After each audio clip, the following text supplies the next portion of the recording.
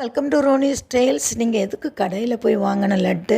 நம்ம வீட்டிலையே நெய்யோ எண்ணெயோ எதோ ஆட் பண்ணாமல் நாங்கள் அந்த காலம் எப்படி செஞ்சோமோ அதே மாதிரி நான் செஞ்சுருக்கேன். செம்ம டேஸ்ட்டாக இருக்கும். அந்த காலம் வெறும் தேங்காவும் கோதுமையை வறுத்துட்டு கருப்பட்டி அம்மியில் அரைச்சி உருண்டை பிடிச்சி சாப்பிடுவோம்.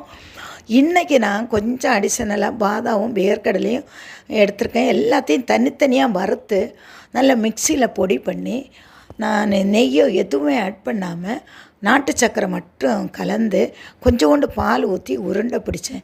செம்ம டேஸ்ட்டாக இருந்து உருண்டை பிடிச்சி ஏதாவது நான் ஸ்பெஷலாக செஞ்சேன்னா என்னோடய பெரிய மகளுக்கு கொண்டு கொடுப்பேன்.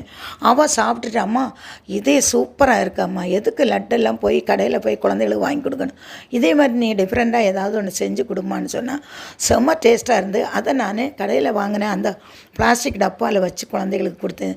விரும்பி சாப்பிட்டாங்க ஃப்ரெண்ட்ஸ். இதே மாதிரி செஞ்சு பாருங்கள். மறக்காமல்